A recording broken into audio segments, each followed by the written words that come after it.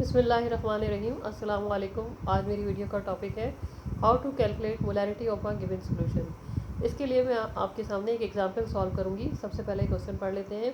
A solution contain 50 gram sodium hydroxide dissolve in 400 centimetre cube of solution.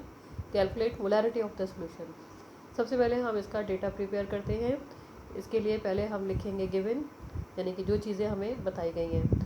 हमें बताया गया है कि इसमें 50 ग्राम सोडियम हाइड्रोक्साइड यानी कि सॉल्यूट है, तो हम यहाँ पर लिखेंगे mass of solute is equal to 50 grams. Second चीज़ जो हमें बताई गई है वो है 400 सेंटीमीटर क्यूब ऑफ सोल्यूशन, यानी कि it is volume of the solution is equal to 400 centimetre cube. ये हमारा गिवन है और हमसे जो चीज़ पूछी गई है वो है मोलैरिटी ऑफ द सोल्यूशन। तो यहाँ पर हम लिखेंगे मोलैरिटी ऑफ द सोल्यूशन और आगे हम लगाएंगे क्वेश्चन मार्क। तो सबसे पहले हमें यहाँ पर मोलैरिटी का फार्मूला लिख लेना चाहिए। फार्मूला क्या है हमारे पास? फार्मूला हमारे पास है moles of solute divided by volume of solution in decimetre cube. अब आप यहाँ पर ये देखें कि हमें मोलैरिटी कैलकुलेट करने के लिए मोल्स ऑफ सॉल्यूट चाहिए, जबकि हमें गिवन क्या है? मास ऑफ सॉल्यूट। तो हमने इसको कन्वर्ट करना होगा मोल्स में। 50 ग्राम सोडियम हाइड्रोक्साइड को मोल्स में कन्वर्ट करना होगा। इसके बाद हमें वॉल्यूम ऑफ सॉल्यूशन चाहिए डेसीमीटर क्यूब में, जबकि हमें गिवन है solution volume of the solution in centimetre cube. तो हमने 400 सेंटीमीटर क्यूब को कन्वर्ट करना होगा डेसीमीटर क्यूब में। तो पहले हम ये दो कन्वर्जन्स करेंगे, फिर इनके आंसर्स को हम इस फॉर्मूले में पुट करेंगे, तो हमारे पास मोलैरिटी ऑफ द सॉल्यूशन आ जाएगी। तो पहले हमने ये दो कन्वर्जन्स करने हैं। पहले हम कन्वर्ट कर लेते हैं sodium hydroxide 50 grams sodium hydroxide कितने मोल्स के बराबर है। तो इसके लिए हमें मोलर मास चाहिए सोडियम हाइड्रोक्साइड का।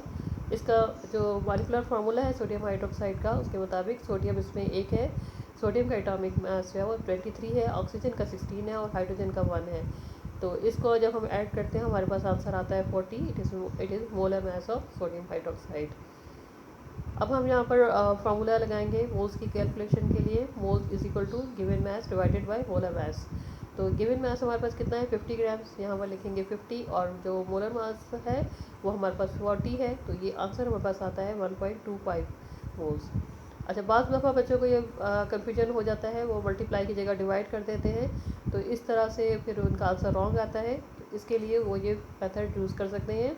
इसमें इनको फार्मूला याद रखने की ज़रूरत नहीं है। एक तरफ आपने लिखना है ग्राम्स ऑफ सॉल्यूट और दूसरी तरफ आपने लिखना है मोल्स। तो यहाँ पर आपके पास जो ग्राम्स ऑफ सॉल्यूट जो है वो पहली लाइन में आपने जो है इनके इसकी यहाँ से लिखना है कि हमें यहाँ पर ये मालूम है कि 1 mole of sodium hydroxide is equal to 40 grams. तो यहाँ पर हम लिखेंगे ग्राम्स के नीचे हम लिखेंगे 40 grams sodium hydroxide is equal to 1 mole. जबकि हमें क्वेश्चन में क्या पूछा गया है? 50 ग्राम्स सोडियम हाइड्रोक्साइड कितने मोल्स के बराबर है। तो यहाँ पर हम सेकंड लाइन में लिखेंगे 50 ग्राम सोडियम हाइड्रोक्साइड और हमें मोल्स जो है वो कैलकुलेट करने हैं। तो यहाँ पर हम लिखेंगे x। फिर हम यहाँ पर हम क्रॉस मल्टीप्लाई कर लेंगे इसको इस तरीके से। अब यहाँ पर 40 मल्टीप्लाई होगा x के साथ और 50 मल्टीप्लाई होगा 1 के साथ, और बीच में हमने इज इक्वल टू का साइन लगाना है। तो ये इक्वेशन आपके पास इस तरह से आ जाएगी।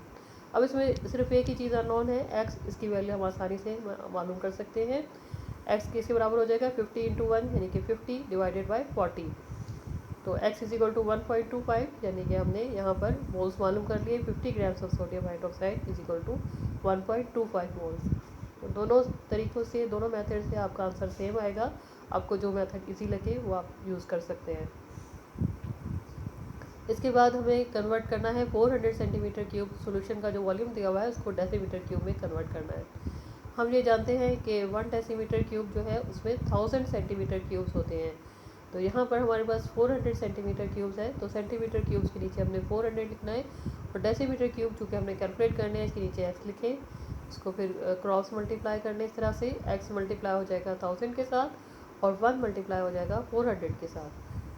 इसको इस तरह से लिखेंगे 1 into 400 is equal to x into 1000। बीच में इज इक्वल टू का साइन ज़रूर लगाना है। अब यहाँ हमारे पास फिर दोबारा एक इक्वेशन आ गई। इसमें एक ही चीज़ अननोन है x की वैल्यू हम आराम से कैलकुलेट कर सकते हैं। x इज इक्वल टू हो जाएगा 400 इंटू 1 यानी कि 400 डिवाइडेड बाई 1000, और इसको सॉल्व करने से हमारे पास आंसर आता है 0.4। तो हमने कन्वर्ट कर लिया है कि 400 centimetre cube is equal to 0.4 decimetre cubes के बराबर है। अब हमने ये दोनों कन्वर्जन्स कर लिए हैं, तो हम दोबारा क्वेश्चन की तरफ आते हैं। अब यहाँ पर जो हमारे पास मास ऑफ द सॉल्यूट था वो 50 ग्राम्स था। इसको हमने कन्वर्ट कर लिया है मोल्स में, 1.25 मोल्स। और वॉल्यूम ऑफ द सॉल्यूशन हमारे पास था 400 सेंटीमीटर क्यूब। इसको भी हमने कन्वर्ट कर लिया है 0.4 डेसीमीटर क्यूब में। 0.4 डेसीमीटर क्यूब इसका आंसर आया हमारे पास। अब इन दोनों वैल्यूज़ को हम इस फॉर्म में पुट कर सकते हैं। इसको हम यहाँ पर पुट करेंगे 1.25 डिवाइडेड बाई 0.4। इसको सॉल्व करते हैं, हमारे पास आंसर आएगा 3.125। और आपने साथ में कैपिटल एम लिखना है जो कि पोलैरिटी को शो करता है। तो इस तरह से हमने क्वेश्चन सॉल्व करना है। उम्मीद है कि ये वीडियो आपको समझ में आई होगी। अगर आपको इसमें कोई डाउट है तो आप कमेंट सेक्शन में पूछ सकते हैं। Thank you. अल्लाह हाफिज़।